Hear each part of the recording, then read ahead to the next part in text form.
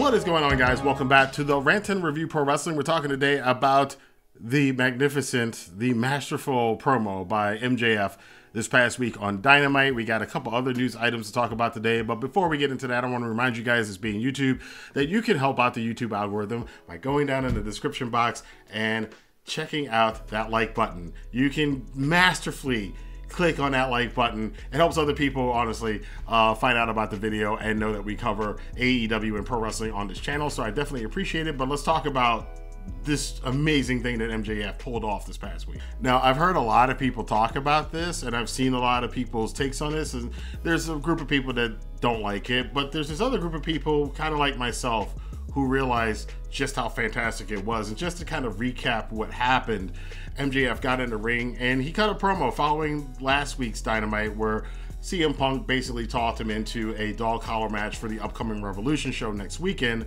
on pay-per-view from AEW. He also showed the picture that I have showed and lots of other people have showed on social media from way back in the day, a real-life picture when a very young Maxwell Jacob Friedman went to an autograph signing with his hero, CM Punk. Punk used this as a way to kind of needle at MJF to get at him, and it seemed to be effective. But with MJF, you always got to wonder what's he got up his sleeve. So this week on Dynamite, he came out to the ring still looking disheveled, and he went into this very long story, this very good story about how when he was a kid and he met CM Punk, it helped him because he was a little kid with ADHD, learning disabilities. He was undersized. He was teased in school, but he was good at football and he got on the football team, and the kids there threw quarters at him, which full disclosure, I grew up in an area where I was near a neighborhood with a lot of Jewish kids in it, and it seemed to be a thing that happened to them a lot. I'm not Jewish, obviously I don't know much about it, but I did go to a middle school with a lot of Jewish kids, and I've heard a lot of things and seen what some of those Jewish kids went through outside of their little sphere and the way people treated them. So I looked at MJF at that point in time and I was like, I know that kid.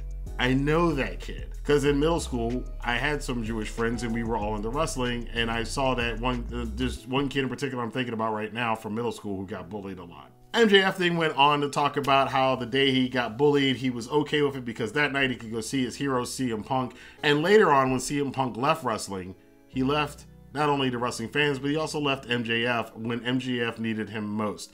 And that really struck me, and I'll get to that in a second. But Punk then comes out and says to MJF, like, off camera, and Punk played this very well, "Is that real?" And MJF, with one tear in his eye, was like, yeah.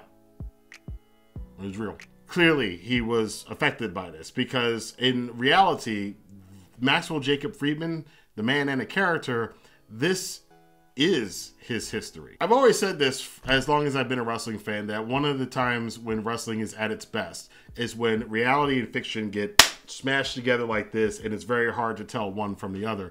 And in this case, of course, take in mind that MJF could swerve us all on this next week, which would be the greatest swerve of all time. If we're taking the fact that everything that MJF said in this promo was actually true, and because he's talked about this before, about being bold and the anti-Semitic stuff that's been thrown at him in his life, and he's very serious about it. And if it's actually true that the same night he had those quarters thrown at him, he was happy because he got to go see CM Punk, I can kind of feel that. I can kind of understand that. What of us can't, you know? Again, for those of you who are new to my channel, those of you who've been following me for a while noticed I say this all the time. I've been a wrestling fan since 1985, which means I've been a wrestling fan since I was a very little kid. And I can remember times when it was popular to be a wrestling fan as a kid and times where it wasn't so popular to be a wrestling fan as a kid. I also in particular remember times when, as a young wrestling fan in my pre-teens and teens and my early 20s, at that time of life, your emotions and your hormones are going all over the place and you get very down and depressed at times as a teenager. That's just what being a teenager is. And one of the things that would help me when I was that young, when everything else seemed to be messed up, I did bad at school, or some kids were mean to me, or I broke up with a girl that I liked, or my parents didn't do what they were supposed to do, or I had a fight with somebody, or whatever it was. Even older, when I lost a job or didn't know what I was going to do, whatever it was. When life was really screwed up, one of the things that I could count on back then was, yeah, but Monday night, I can watch Raw, I can watch Nitro. And for a couple hours, I can escape into this world where I feel I'm just focused on this world, and it's fun and it's entertaining and it's energetic, and I can, for a couple of hours, escape all the crap that's going on in my life and just enjoy and feel whole for those couple of hours being a wrestling fan. I think if you're a wrestling fan that's been over the average, so the average lifespan of a wrestling fan is like 3 to 6 years, I read at one time. So that's like a generation. If you've been more than one generation as a wrestling fan, you probably have experienced this, where wrestling is an escape. There's a little bit of truth to what WWE says about putting smiles on faces, even though that I would amend that and change that a little bit as providing escapism for people. I think is probably more.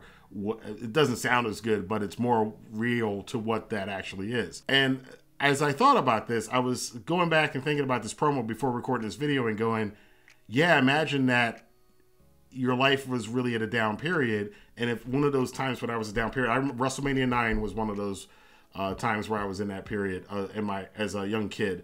And WrestleMania 9 made me feel better. I definitely remember that. But what if my favorite wrestler was gone? And the enjoyment that I got from this one place that I could escape was gone. Then there's nothing left. And that is the story of MJF. That is where the brilliance and the nuance of this comes in, because that situation created the character of MJF. That is where, and he even did it in the promo, that is where the I am better than you and you know it really comes from. Has a different context now when he says it, because we now know that he's saying it meta to CM Punk. And imagine now they're going to have this dog collar match, which I've seen some people made the astute observation of. They're tethered together by this chain, because now and forever, CM Punk and MJF, or more so MJF, is going to forever be tethered to CM Punk because of what happened with CM Punk and his infamous pipe bomb and his infamous departure from the wrestling world for 7.5 years created MJF. The performance, the way that they've laid this feud out, the way that they've misdirected us at times, making us think it was going to go one way and then another way, and this last twist on it a week and a half out before the pay-per-view, is the kind of nuance that is just amazing. It is fantastic. It is something that gave me that feeling, and those of you who've been wrestling fans for a long time know what I mean by that feeling. It's the feeling I got, again, I've been watching wrestling a very long time, but it's the feeling I got when I saw Steamboat and Savage. Halfway in the middle, I was like, this is something special. When I saw Flair and Steamboat in 89 in the middle of their trilogy in 1989, when I saw Shawn Michaels and The Undertaker in those 2 back-to-back WrestleMania matches that they had, when I saw Kenny Omega and Kazuchika Okada in the middle of that rivalry that they had a couple years ago in New Japan, the pipe bomb itself.